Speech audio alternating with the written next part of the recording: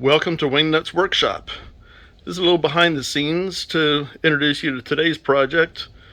On the right is my 1965 VW storage shed. On the left is my dad's Smithy metal lathe. My dad's Foley bell saw 1x42 sander. A Craftsman grinder with a polishing wheel, buffing wheel. Grizzly arbor press. And my assortment of tools. Collection of license plates. Parts for today's project. Which leads us to today's project. Storage for my cordless tools, my drills, and any other tools I can hang up. This is where I've stored it for the last several years. Using a couple of welding magnets. It's easy to get to. But I also have other tools stored elsewhere. And I like to go and get the PVC pipes, cut it out, and put them up here. Just put a row of them so I can easily be able to just go and grab my tools whenever I need it. I was able to salvage some 3-inch PVC pipe out of a contractor's dumpster not too long ago, and it's sized perfectly that my tools would fit. I just need to cut the throat out, and these can sit right in there just like everybody else has ever done. That'd be a perfect way to do it. Like some of my tools just will not fit. So I had the idea of using a roll of carpet roll. Maybe I can expand it and be able to fit it. And it would be very tight and it really wouldn't look very good. So go to plan B. Every time I come up with an idea, I try to make it notes in my notebook. I used to write them down on note paper and I kept on losing them, so I decided to just go ahead and put them all in a notebook and keep going. So concept A is to use the PVC and get them to hang under the shelf. But that did not seem to work for all the sizes, so I decided to see if I can make something out of wood. So before I go and cut all the wood and put it all together, I don't know what the dimensions need to be. I measured all my tools to see what sizes they were, and I came up with a mock-up. I have so much cardboard around the shop that we get through the house and throw it in the recycling that it's easy enough just to go and glue it together. So now I measured and put them together, but my measurements weren't quite right because my 2 1/4 inch spacing just doesn't seem to fit all my tools. Although the 3-inch spacing for my big tools work perfect. So I decided to make up another mock-up. Here it is with cardboard, and I pin it to make sure until the glue dries, just with Elmer's glue. Come up and pin them together. From when I was building model airplanes, I learned how important it is to have pins in the shop. Okay. So now this one is 2.5 inches wide. Perfect. Perfect. And I had to make one 3.5 inches wide. So I've got a sander, and I'm thinking of seeing if that will fit in there. If I make it 3.5, figure out where the cord goes, but I think that might work also. Okay. Dimensions seem to confirm what we're looking for. Let's go forth and start building. Come along for the ride. Well, you're getting bonus footage of more behind the scenes from the Wingnut's workshop on this video. This is my daily workbench that I do just about everything on, just because I can sit down at the stool and be able to sit down and get everything done. It is a Workmate. I know 357 Magdad restored one of these not too long ago. I've got a piece of cabinet countertop on there with a 2x4 underneath it as a cleat. There's my family's 1965 VW bus storage shed that I have that eventually will get running again. And this brings us down to my portable workbench. A couple of sawhorses I picked up at the church flea market not long ago. 2 for $10 compared to $10 a piece at Harbor Freight. So I got a deal, they got a deal. But I realized I've got 2 pieces of wood that I'm going to be doing all my cutting on, and not a single side is straight. I don't have any 90-degree corners, and my edges just don't line up. So I'm going to have to cut a straight edge off of there. I've now measured the distance to be able to give me a straight, and let's go to it.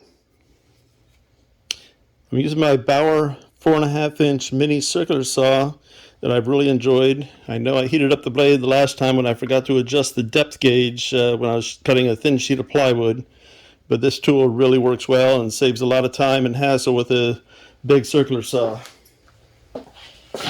I am wearing hearing protection and eye protection.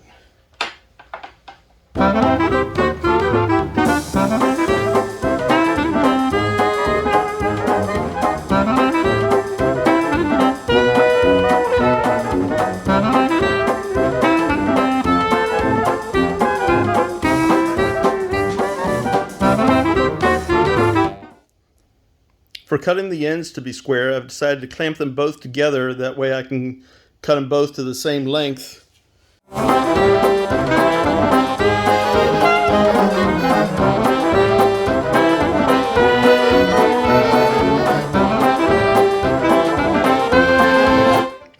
To make the bracket a little bit stronger, I'm deciding to cut grooves, dados, into the top and bottom to allow for the dividers to slip into when I glue it to give more clamping, more wood to clamp. And in order to get them to align, I've got both the top and the bottom clamped onto my portable workbench, clamped down, and I've got a spacer clamped into it using my dad's Western Auto vices, clamps, C-clamps. And I'm using my brand new WeTools portable router.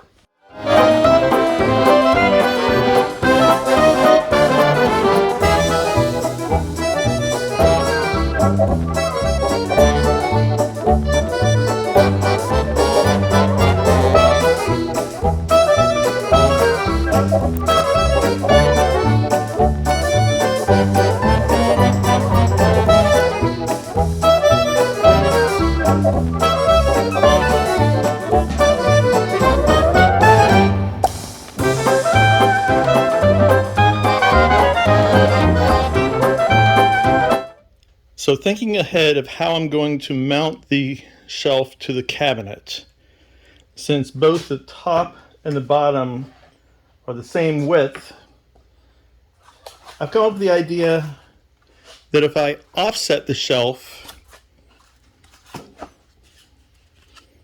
have the shelves with an angle at the side, then where the opening is, I can be able to reach up and screw through, and then past the opening on this side, I can be able to screw through. So that should be able to give me locations that I can be able to fasten to the shelf. And also when the devices are put in, they might sit slightly proud of the angled end. That's not a problem.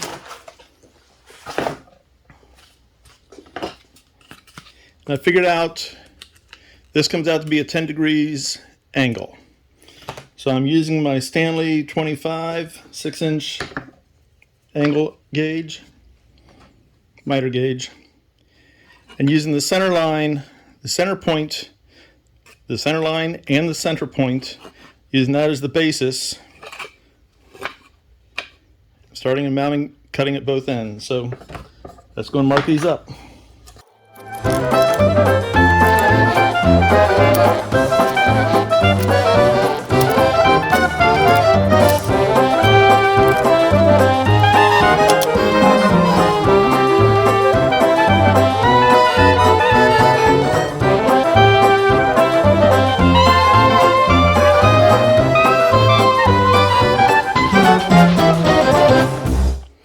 miter on the bandsaw was set to 11 degrees to be able to cut all the dividers. And once the dividers were cut and sanded, I'm doing a little mock-up. Looks like I've got a little gap on a couple that I can fill with scrap. But the mock-up is looking good. Wasn't sure how long to cut the end, but I think I'm going to leave it because I might keep the shelf there when I'm done. Okay, I've got a sacrificial piece of wood that I will put directly behind it and use that as a stop to keep it from blowing out the other side. I do have eye protection, and I will be cleaning up my garage tomorrow morning.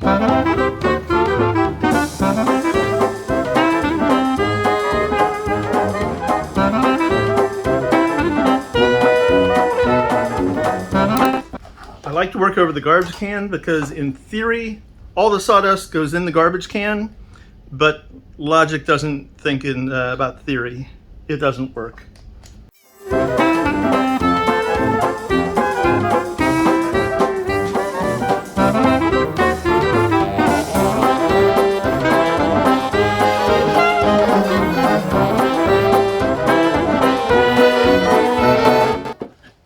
Now that I've cut the openings out, the throats out, I've put a roundover bit on, 3/8 of an inch roundover, and I'm going to ease the edges.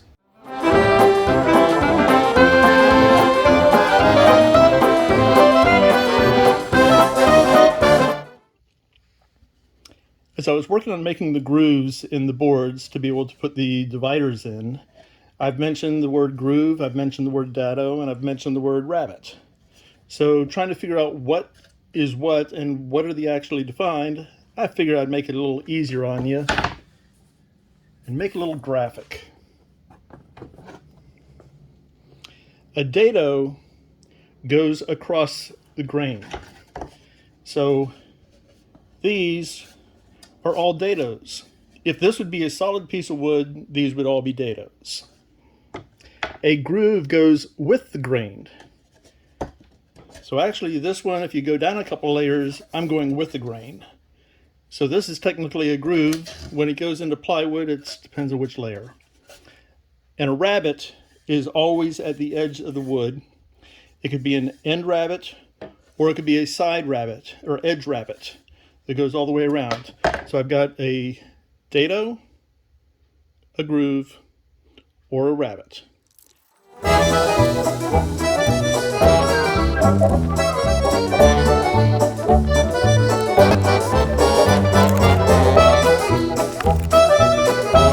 Okay, I'm starting to glue the pieces together. This is going to end up being a shelf on the end. Just because I had the extra wood, I can cut it off if I need to. I've got a clamp on the first one. Actually, that's the 10th divider. And dividers 1 and 2 are now glued in place. And I've got the others figured out of what sizes, and they will slide in when they're ready to be glued. And these are now ready for me to turn over. I have drilled holes into each one of the tracks where I can be able to go and use a nail to go and hold them in just to keep it a little bit more secure. So let me flip these over and put some nails in.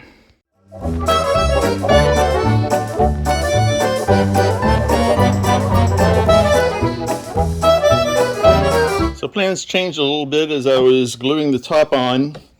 Since I glued the bottom on and let it dry, when I went to put the top on, it was twisted and warped slightly. So the idea of putting nails into here to hold it in place was not working. But also I went and realized that I've got a lot of weight on this, so I've decided to go and put the screws in. When I put all the calculated everything, it turned out to be about 31 pounds. My calculator online said that's about 35 euro, so I'm not sure how much that actually weighs, but 31 pounds. So I have now gone and countersunk, drilled into the dividers, countersunk, and now I'm going to go and put the screws in.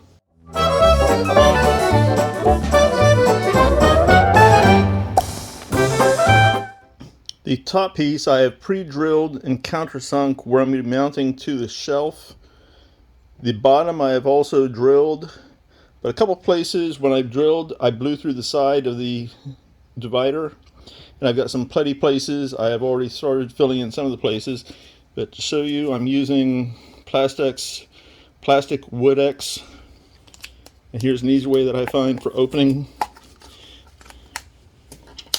to get the putty out. Ladies and gentlemen, please bring your seats and tray tables to the upright and locked position as we bring this shelf to its final destination. We've now painted the shelf, including the areas that I had to trim out to get the tools to fit. In order to get the router to fit, I've come back and added 2 little strips of wood down each side to make it a little bit narrower because the previous tool I had planned for didn't fit. I've also decided to go with the hooks across the back. Flea market I picked up 4 for $1. I'll use my Dremel to trim them off just so the tip does not go through the thickness of the shelf. And that's how it's going to look. So let me go and finish putting the hooks on, and let's go get this thing mounted. As we bring this shelf in for its final destination, I'll show you the concept that I have been able to use that angle in the back to be able to reach up and drill the holes. Through the front here, I've been able to go and drill the holes in the front. Excuse the chaos. I've got screws that are going to go into this bottom shelf. That is the top of the shelf, so it's not going to go through. I've got alignment marks so that where I drilled, I can now come back and install. Let's go ahead and mount this and get it done.